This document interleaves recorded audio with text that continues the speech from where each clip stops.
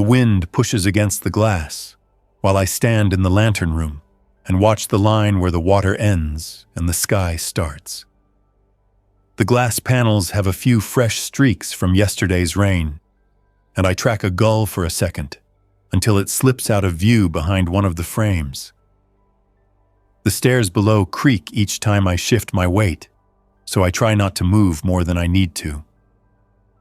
I keep the radio on the crate by the wall, volume low, tuned between two dead channels where once in a while a voice drifts through for a second and disappears again. The sea is flat this morning, just a dull gray field with no boats and no smoke. I have been in this lighthouse long enough that I know the sound of every step and every gust that reaches it. The tower stands on a rock spur that juts out from the coastline, with a narrow concrete path that floods at high tide. When I first climbed up here after the towns fell quiet, I half expected the metal stairs to tear loose under my weight. But they held. The lantern room at the top had broken glass, rust on every joint, and a ruined lamp that smelled like burned dust. It did not feel safe on that first day. It feels safer now because I know exactly what I have fixed and what can still fail. I start the morning the same way I have for weeks. I walk the circle of the lantern room, check each pane, then move down one level to the service room. My boots tap out the same pattern on the metal treads, slow and careful. In the service room, the air is cooler and holds the salt of old damp stone. Tools hang along one wall on nails I hammered in myself. A pry bar, 2 hammers, a hand drill, a hacksaw with a worn blade, and a coil of rope. Against the far wall stands the small camping stove with its fuel canisters and a row of mismatched cups and cans turned into bowls. I open the hatch to the narrow balcony that wraps around the lighthouse and step outside. The metal groans, but it has done that every day, and it has not given up yet. From here I can see the mainland stretching away in both directions. To the left, there is a curve of beach filled with dark shapes that used to be cars. To the right, there is a low stretch of cliffs where the road once ran, now broken in 2 spots where landslides tore it out. Every now and then, I spot infected wandering along the sand or wandering between the rocks. None have found the path to the lighthouse yet. On the central console inside the lantern room, beside the dead main lamp, I keep a small battery lantern and a bundle of wire. The old lens still works in a rough way. I tested it weeks ago by running the small lantern in the center and going down to the rocks at night. The beam was narrow but clear. That is enough for a signal. I made a rule for myself the day I realized that. 1 night a week, 1 hour only, with the beam turning slow across the water. If anyone is close enough and lucky enough to see it, that is fate. Any longer than that, and I start to imagine the wrong eyes watching from the shore. I keep my watch on the same day each week, counting marks scratched into the inside of the stairwell with a nail. Today is not that day. Today is just another day of repairs and food and quiet. I move back down and check the stove. The little kettle is empty, so I take it with me and start down the tower. My hand slides along the inner rail out of habit. The lower I go, the more the air thickens, taking on the heavy, earthy smell of the stone base and the basement below sea line. The bottom door is barred, and I check that the wooden wedge I added last month is still tight under it. The basement sits half sunken into the rock, concrete on 3 sides and raw stone on the 4th. There used to be a pump system here with pipes that ran out under the water to draw in cooling for the old lamp. Most of it is corroded beyond use, but the basin still catches rain that runs down through the shaft. I dip the kettle into the cleanest part, watch a few fragments of leaves swirl away from the spout, then set it aside. Along one wall are the supply crates I found the first week, Faded wooden boxes stamped with a company name and a date that no longer matters. Most of the crates held junk, old rags, broken bulbs, metal brackets for fixtures that were removed long ago. 2 crates were better. One had sealed tins of emergency rations wrapped in wax paper, long past their printed dates, but still usable. The other had coils of wire, spare lantern glass, and a box of signal flares. Those flares sit now in a neat row on a shelf, each one a small promise of noise and attention I do not want to draw. I count the rations again without meaning to, tracing labels with my thumb. I perform the same math as every day. How many are left? How many days can I stretch them? How many fish will I need to catch to fill the gaps?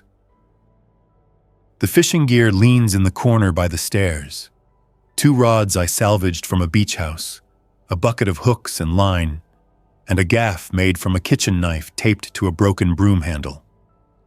When the tide drops, rocks appear at the base of the lighthouse that are narrow and uneven, but reachable. I have slipped more than once, but never enough to fall fully into the water. I plan my trips down there based on the tide chart I scratched into the wall, matching it to the distant rhythm of waves slapping against the base. The infected avoid the rocks when the spray is strong. Their steps falter, and they pull back from the wet stone. That is the only mercy the shoreline offers. I haul the kettle back up to the service room, set it on the stove, and light the burner with a flint spark. The tiny flame catches, then steadies. The click of the fuel valve and the soft hiss of the gas are louder than I want them to be. But there is no one close enough to hear it from here. I drop a tea bag in, an old, weak one that has already been used once, and wait. Breakfast is a small piece of hard ration and a strip of dried fish hanging from a line by the wall. I cut it carefully and chew while I watch the thin steam coil from the spout. A sound cuts through the usual pattern of waves and wind. It is distant, low at first, then grows clearer as the seconds pass.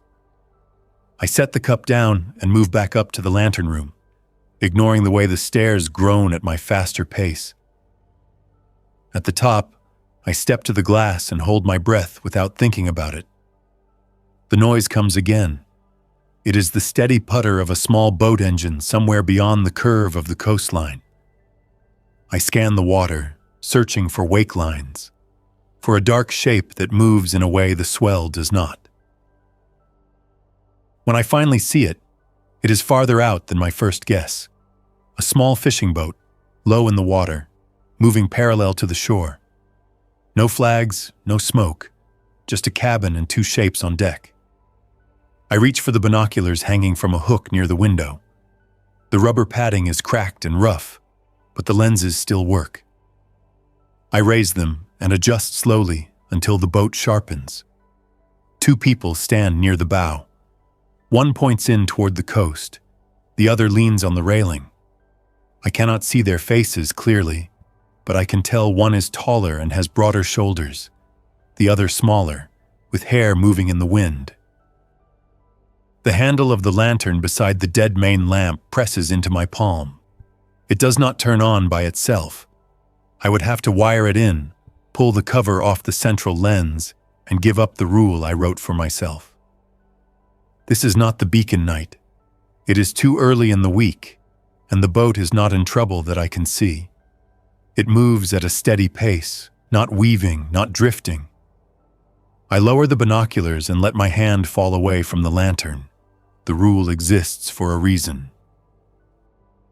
Still, I stay by the glass, watching them. Old habits from the world before the outbreak rise up and argue with the careful rules that keep me alive. I look at the boat and think of how long their fuel will last, what they have on board, where they are going. Maybe they came from a bigger port and are scouting this stretch. Maybe they are running from something on the mainland.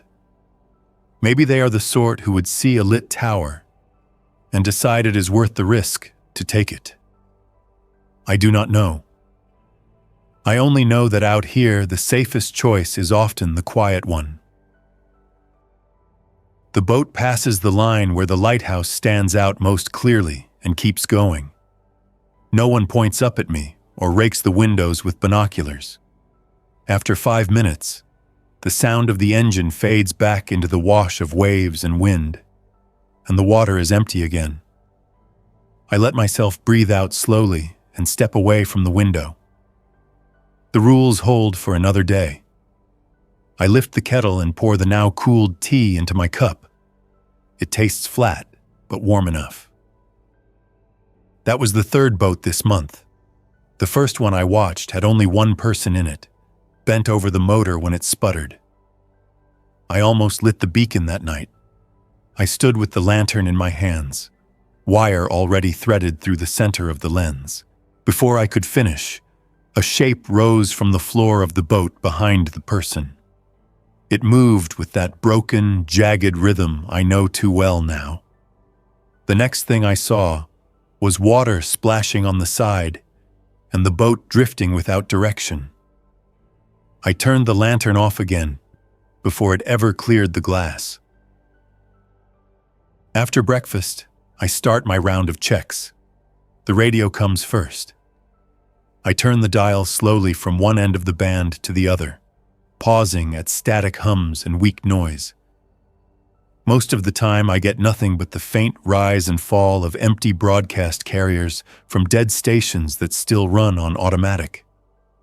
Once in a while, I catch a burst of speech, a series of numbers, or a shout. I write it all down in a notebook. Time, frequency, words. The last real voice I heard was 8 days ago, a man who repeated, "Heading south, following the coast, watch the bridges," until the transmission cut off mid-sentence. After the radio, I moved back down to the service room and checked the lantern wiring. The small battery box under the console shows 3 lights, meaning the solar panel I propped on the balcony rail is still pulling in enough power. I wipe dust from the glass of the panel with a piece of cloth when I go outside, even on days with low sun. Every bit counts.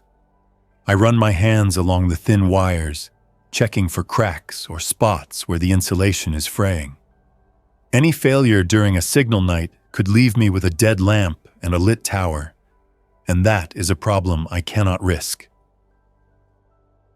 By midday, the tide has dropped enough that the rocks at the base of the lighthouse are exposed. The waves still reach up and slap at their edges, but there are bare surfaces to stand on. I sling the fishing rod over my shoulder, loop the gaff across my back, and make my way down the stairs toward the base door. I listen at the wood for any sound beyond it. Nothing but the steady wash and the occasional clatter of loose stone. I lift the bar, ease the door open, and step into the damp air. The concrete path that leads from the lighthouse to the mainland hangs to the rock like a scar. At low tide, it is clear. At high tide, it is under 3 feet of water and waves.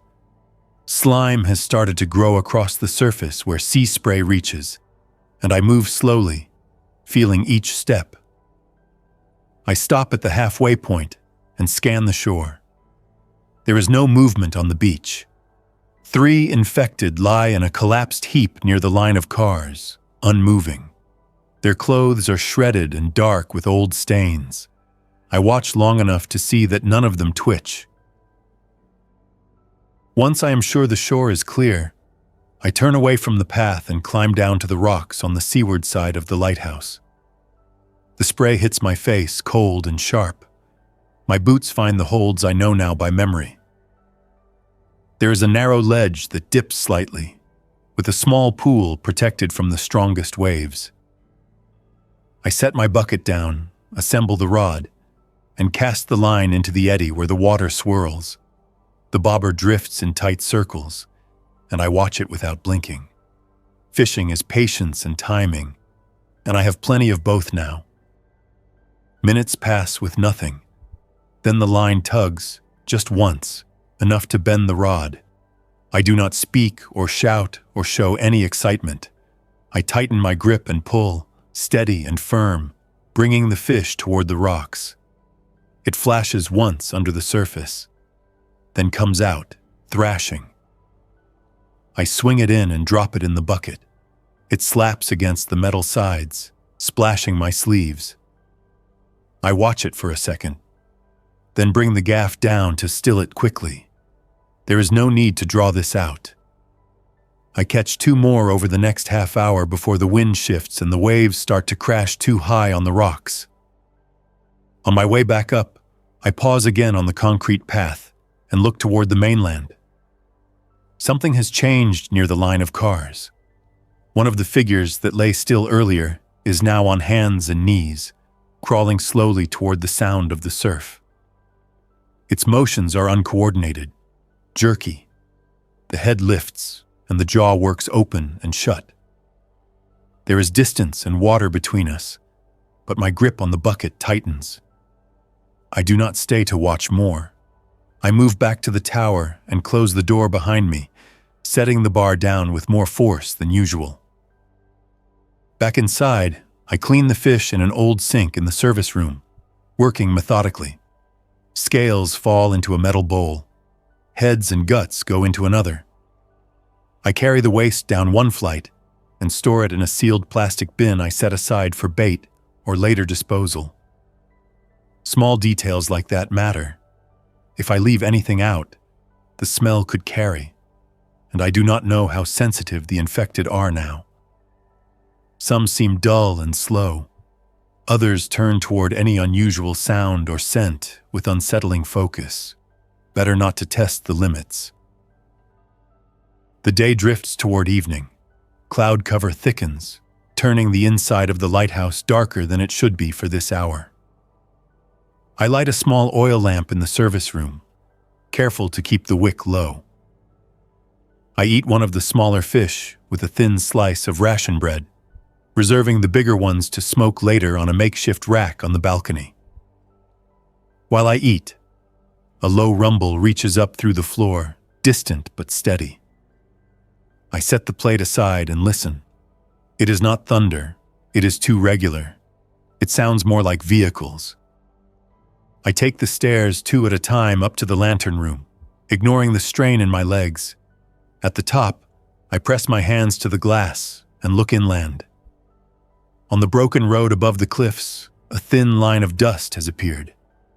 Behind it, shapes move in a slow column. I grab the binoculars and focus on the lead. Trucks. 3 of them. 2 box trucks and 1 pickup, all dented, paint scraped, windows reinforced with metal grates. Figures stand in the backs, holding onto rails, scanning the sides of the road. Groups like that appeared more in the early weeks, when towns were still falling and people grouped together for defense. Now, most large organized groups have either carved out territory and gone static or burned out. Seeing 3 trucks moving together this far along the coast means something. Either a patrol from a serious settlement or a crew that strips everything and moves on. I track them as they pull off near the stretch of beach with the car graveyard. Doors open. People jump out. I count 6, maybe 8. 2 more shapes linger in the truck cabs. They move with purpose, spreading out across the sand. One carries a long object that could be a rifle. Another shoulders a pack and heads toward the line of vehicles. I follow that one with the binoculars. He moves fast, checking door after door, leaning inside each car, pulling items out and tossing them aside or into a growing pile. He does not bother to close the doors behind him. A moment later, one of the infected near the water stirs and turns toward the noise. Then another. The group notices almost at once. 2 people shout and gesture, and the man with the rifle raises it and fires. The sound reaches me a second after I see the muzzle flash. It carries clearly over the water, sharp and heavy. One infected drops in a crumpled heap. Another stumbles as a second shot hits. The group tightens its circle, backs to the trucks, weapons up. A third infected shambles into view from behind a car, drawn by the noise. The man with the rifle fires again. More figures appear along the edge of the dunes. The outbreak may have emptied the towns, but it packed the outskirts with anyone who could still move. Some lurch in half-frozen postures, one arm stiff, head at a wrong angle. Others move faster, steps irregular but determined, drawn to the sound and movement. The group by the trucks now has more targets than ammunition to spare. I see one of them argue with another, fists clenched, the gesture clear even at this distance. A third person starts throwing items back into the trucks, abandoning the pile. For a moment, I think they will stay and fight, but then the man with the rifle retreats toward the nearest truck. Someone slams a door, another shoves a crate into the back. The infected are close now, arms reaching, feet dragging furrows in the sand. The trucks lurch into motion, tires spinning before catching on the loose beach. One of the group is slow and stumbles. He goes under the wheel of the pickup. The truck does not stop. Dust rises as the vehicles pull away, leaving the growing circle of infected to mill in the empty patch where the pile of salvage lies scattered. I watch until the trucks vanish behind the cliff bend and the dust settles. On the beach, the infected wander, turning in circles, bumping against car doors, tripping into the shallow wash.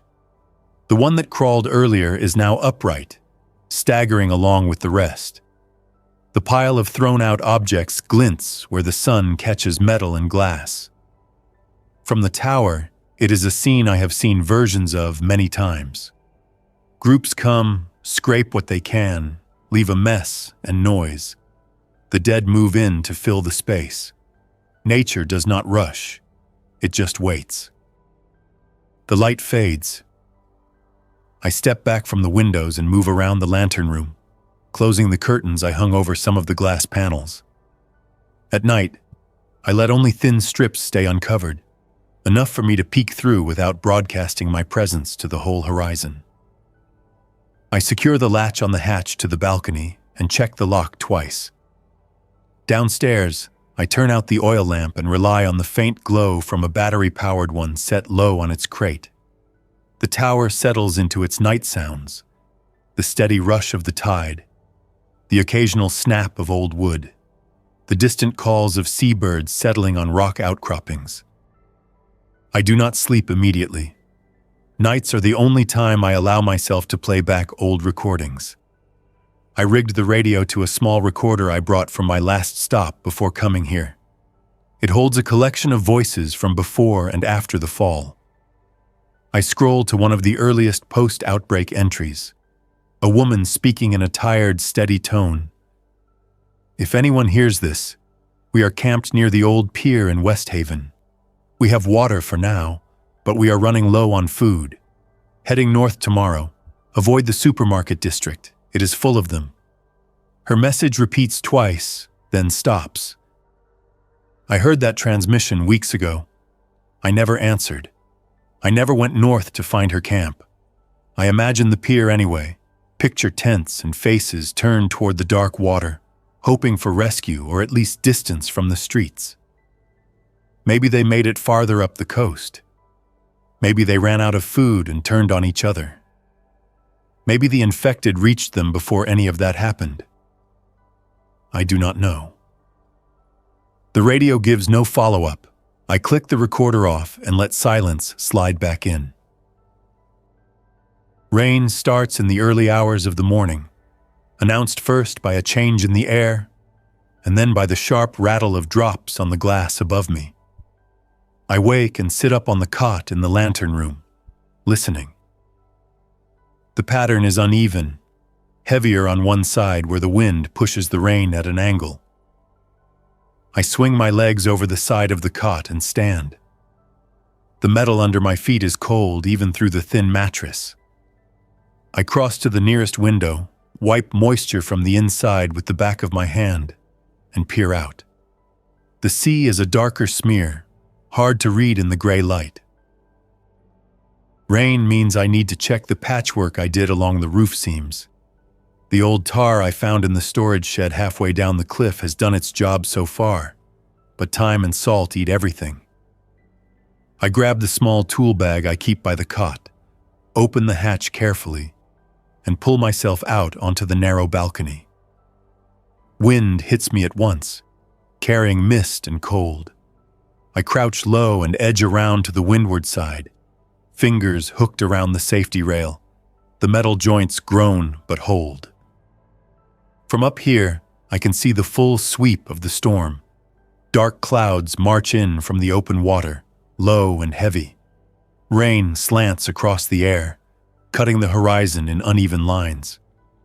On the beach, the shapes from yesterday have vanished into the gray. I cannot tell if the infected have moved inland, or if the water and sand have simply hidden them. I focus on the job at hand instead. Where the roof meets the lantern room glass, small rivulets of water try to slip in. I take the putty knife from the bag, scoop out a lump of tar, and press it into the seam, smoothing it down until it seals the gap. By the time I circle the tower and patch the last weak spot, my hands are stiff and my sleeves are soaked through. I head back inside, close the hatch, and lean against it for a moment, letting the steady drumming of the rain drown out every other sound. Then I push away and get to work on the inside leaks. Buckets stand ready in the corners where drips used to form.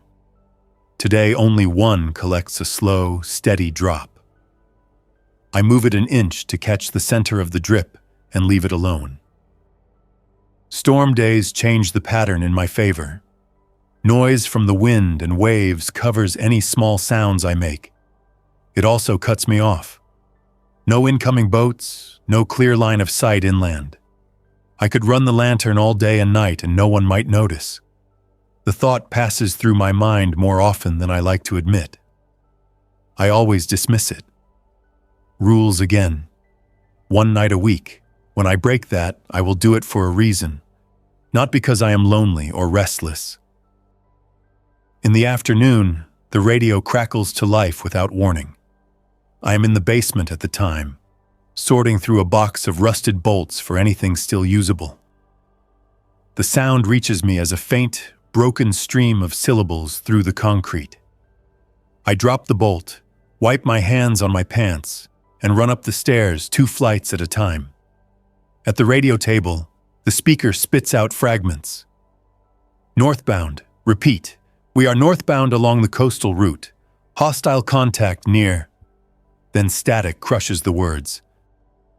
I adjust the tuning knob, moving a hair to one side, then the other. The signal clears just enough for another burst. Infected on the bridge. Repeat. Infected on the bridge. Moving through the cars. If you are near the waterline, avoid. Another wash of static. The carrier drops to a thin hiss. I lean closer, hand resting on the side of the radio, and wait. No more voice comes through. I glance at the clock I keep taped to the wall. A battery quartz thing from one of the houses near the cliff top. The hands read a little past 3 in the afternoon. Northbound along the coastal route could mean the trucks from yesterday. It could be another group entirely. Hostile contact on a bridge means somewhere along the network of overpasses that cross the inlets and marshes north of here. Bridges used to be escape routes. Now they are traps full of abandoned cars and hidden corners where infected can wait. I consider transmitting a warning of my own about the beach here, the way sound carries from the cliffs, the way the infected gather near the car graveyard. Then I picture those trucks turning off toward the lighthouse instead, and decide against it. Still, the voice sticks with me. There was strain there, but not full panic. Whoever spoke has likely dealt with this more than once. that changes a person.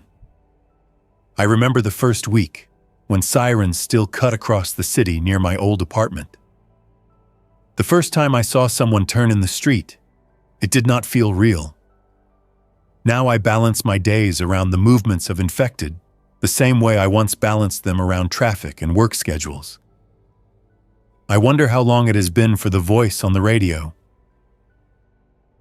By evening, the rain eases. The clouds break into uneven patches, revealing strips of pale sky. I prepare for my weekly signal night. The marks on the stairwell say this is the day.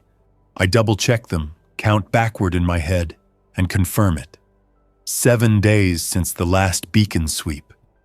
Part of me wants to skip this week. The trucks on the beach, the voice on the radio talking about bridges, the storm. It all feels like churn and motion I do not want to invite closer. The rest of me clings to the small duty I have created here.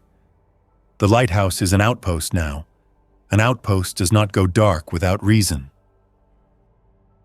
I start with the lantern.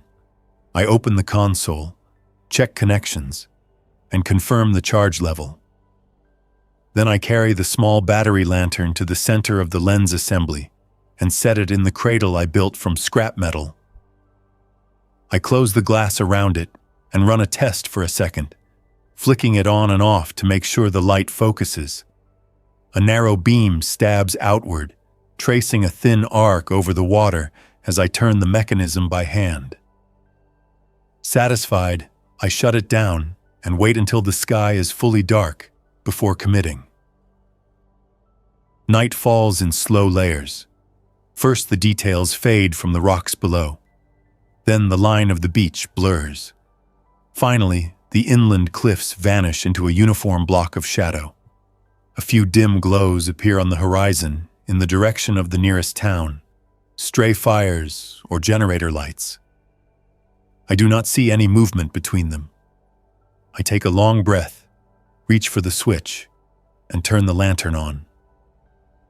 The light snaps into life, brighter than it has any right to be for its size, sharpened by the old lens. The beam begins its rotation, slow and steady, as the clockwork I repaired with scavenged springs does its job.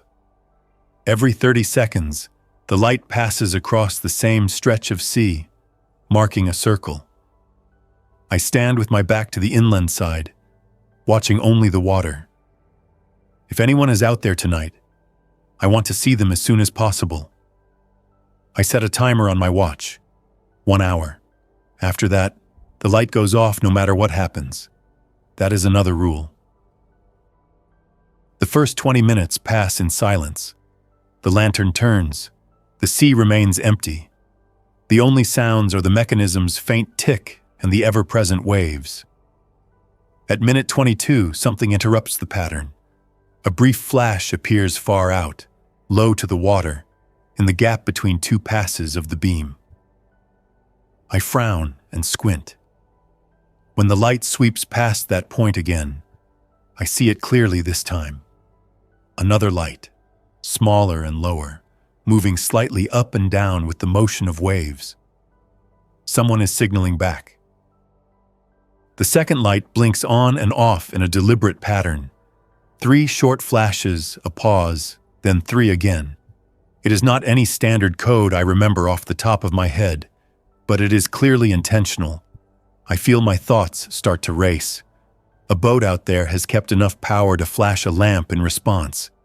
That means people who saw my beacon and decided to talk rather than hide.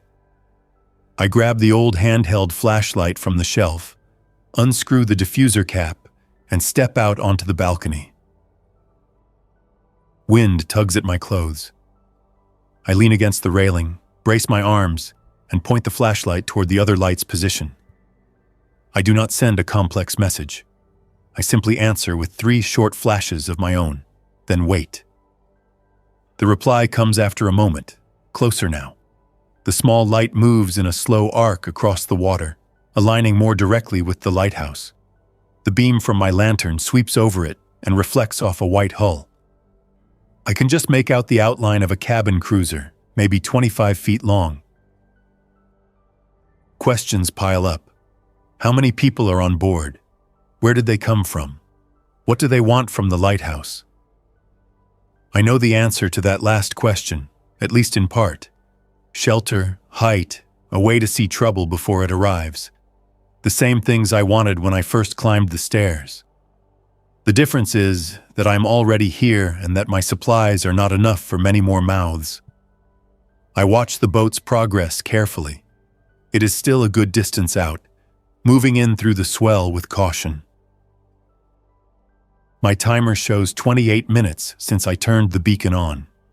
I stand on the balcony, caught between the rules I set and the reality in front of me. If I turn the light off now, the boat will still know where the lighthouse is. It might reach the base even without the beam. If I keep it on, I draw a larger circle across the horizon, letting anyone else in range know something is happening here. Neither option is clean. Survival rarely offers clean options. I choose a compromise. I go back inside, disconnect the lantern from the rotational mechanism, and fix it to shine in a narrow, steady beam down and out along the path the boat is taking. That gives the newcomers enough light to track in without sweeping a full arc for everyone else. The interior of the lantern room dims as the focused beam leaves most of the glass dark. I move downstairs to the service room and retrieve the shotgun from its place behind a crate. It has a short barrel and a worn stock, and I have exactly 8 shells left. At the base of the lighthouse, I do something I rarely do at night. I remove the bar from the heavy wooden door and open it a crack. Cold air rushes in, carrying the sharp scent of salt and kelp. I listen. The boat engine is close now, a muted thrum that comes and goes with the waves. Closer in, another sound competes with it. The wet shuffle of something moving over rock. I hold still until I can separate them. There, near the path, I catch the uneven scrape of a foot dragging across concrete. Of course, the sound and light have drawn attention. I curse under my breath, something mild and automatic, and close the door softly. I slide the bar back into place, then climb to the first-floor window that faces the shore. Through the glass, in the narrow wash of the redirected beam, I see 3 infected on the path. One stands half-crouched, head tilted, arms hanging loose. Another leans against the low sea wall, fingers picking at crumbling mortar. The third is on its hands and knees again, crawling toward the sound of the engine, clothes dripping from where the surf has soaked them. The boat engine drops to idle somewhere just beyond the outer rocks. A voice calls out, hard to catch over the water. "Lighthouse, you up there?" The words carry in broken pieces, but the intention is clear. I close my eyes for 1 second, then open them again.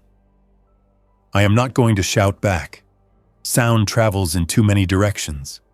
Instead, I reach for the flashlight and send a series of quick pulses toward the boat, then angle it down to the path where the infected shuffle and crawl. For a moment, nothing changes. Then another light swings from the boat, sweeping across the rocks until it also lands on the infected. A harsh voice drifts up, closer this time. "We see them. How many more?" I cannot answer that without making more noise than I want. Instead, I point the flashlight straight at the path and hold it still, hoping they understand that the immediate problem lies there, not at the base of the tower. The boat's engine revs briefly, then cuts. I hear the heavy splash of something hitting the water, probably an anchor. Shadows move on the boat's deck. I catch a glimpse of someone lifting a long object, bracing it on the rail. A second later, a shot cracks across the water. One of the infected on the path jerks and collapses sideways, sliding toward the edge. The others turn toward the source of the noise, staggering forward. Another shot rings out. The one leaning against the wall falls back over it, vanishing into the dark. The crawler keeps moving, slower but steady, dragging itself along. The shooting stops. I grip the shotgun tighter and wait. The infected on the path has almost reached the base of the lighthouse. Its fingers scrabble at the concrete, leaving wet streaks. I could finish it from the window, but that would mean firing from my position, telling the boat exactly how many weapons are up here. I stay still. A moment later, the beam from the boat's light locks onto the crawler's back. The shooter fires again. The infected's body spasms and then goes limp, head dropping to the path. Silence floods in, broken only by the slap of water and the rattle of loose stones. I listen for more dragging steps, more uneven breaths. Nothing reaches my ears. After a long count, a new voice calls out from the boat. This one sounds younger, strained but hopeful. "We cleared the path. We just want to come in and talk. We got kids on board. Supplies we can trade." The words echo strangely between the cliff and the tower. Kids, supplies, trade. Words that used to mean normal life. Now they are bargaining chips. I do not answer right away. Instead, I move up the stairs to the lantern room again and look down from above. The boat sits at anchor near the outer rocks, hull shifting gently with the swell. I count at least 4 figures on deck. 2 stand near the bow, one with a rifle, the other with what looks like a spear or long pole. Another figure moves in the cabin doorway. A smaller shape clings to the rail near the center, head barely reaching above it. That would be one of the kids. Making a decision in this world is a slow, heavy thing. I think of the rations left in the basement, the fish I can reliably pull from the sea, the water I can collect when it rains. Adding more people means thinner margins. It also means more eyes, more hands, more chances to miss something important, and more chances to catch a threat in time. The lighthouse was built to guide others, not to stand alone. I do not owe the old purpose anything, but I cannot pretend it has no weight at all. I step out onto the balcony once more and aim the flashlight at the boat. I flash once, long, then twice in quick succession. The pattern I decided means wait. Then I swing the beam down to the path and sweep it slowly from the shore to the base of the tower and back, showing them the way. No more infected bodies move in the light. The path is clear for now. I hear a shout of acknowledgement from the boat. Then the engine coughs back to life. By the time I reach the base door again, I can hear their footsteps on the path, mixed with the uneven rhythm of the engine idling. I lift the bar but do not open the door yet. "Stop at the bottom of the stairs," I call, pitching my voice just loud enough to carry across the last stretch of rock. "No one comes in until I see you clear." There is a pause. Then the same younger voice answers, "Okay, fine. We are coming up slow." Through the small window beside the door, I watch as 2 figures step into view at the bottom of the concrete stairs that wrap around the base. One is a man in his 40s maybe, with a trimmed beard and a baseball cap pulled low. He carries the rifle, barrel pointed down. The other is a woman in a rain jacket, hood up, carrying a backpack and a long metal pole. Behind them on the path, 2 smaller figures wait by the edge, one holding the hand of the other. The smaller one clutches a stuffed toy, its colors washed out. Their faces are pale in the beam from the lighthouse. No visible bites. No crawling infected gesture in their posture. That does not prove anything. Infection can hide under sleeves and collars. Time is the only sure test, and we do not have the luxury of quarantine isolation chambers here. We have stone, wood, and the thin trust of people who have not yet turned on each other. I open the door halfway and keep the shotgun angled low but obvious. Weapons down, hands where I can see them, I say, one at a time. The man nods slowly and sets the rifle on the ground. He raises his hands, palms out, then moves up the first few steps. The woman mirrors him, leaning the pole against the wall and lifting her hands. Up close, I can see the lines around their eyes, the sunburn on their cheeks, the dirt ground into the seams of their clothes. They look tired but alert, the way everyone looks now if they are still alive. No glassy stare, no slack jaw. Any bites, scratches, or close calls in the last 2 days? I ask. I watch their faces more than their words. The man shakes his head slowly. No bites. We had a close one on the bridge 2 nights ago. One of them grabbed my jacket, but it did not get through. He taps the sleeve, showing a tear that has been patched.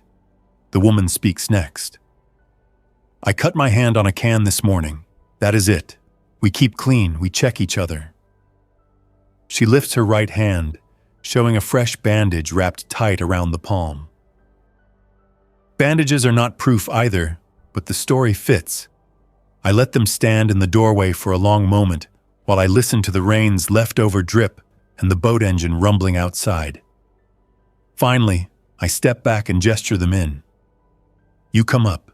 Kids stay on the path with one person watching them. No one else enters until I say so. It is not perfect, but it narrows the risk.